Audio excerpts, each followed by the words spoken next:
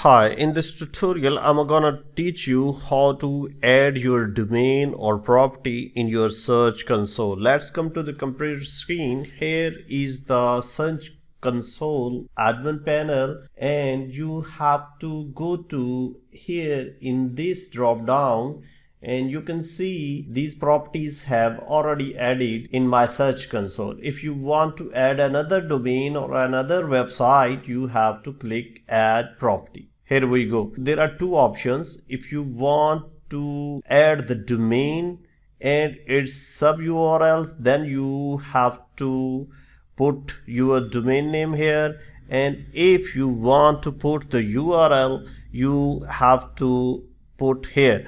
In my case, I'm going to put my Shopify website in search console, so I have to copy this address from here and put it here.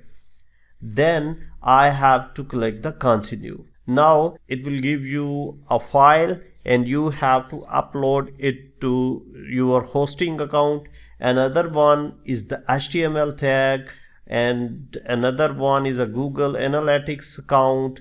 And here I'm going to use this code and will copy it from here, and then I will put this code in my current theme header file. Click the theme, and here is the current theme. Now you have to edit. Click this three dot button and then edit code. Here you will find a theme liquid file, and you will see a head section here. Enter and then paste your code here and save this. Now your code have saved.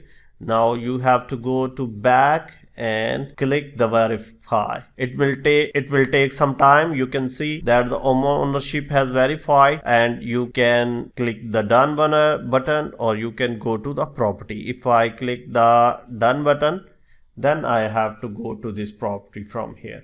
Here you can see that this property has added. So this is a procedure how to add your website in your Google Search Console. Thank you very much for watching this tutorial. Keep watching the next one.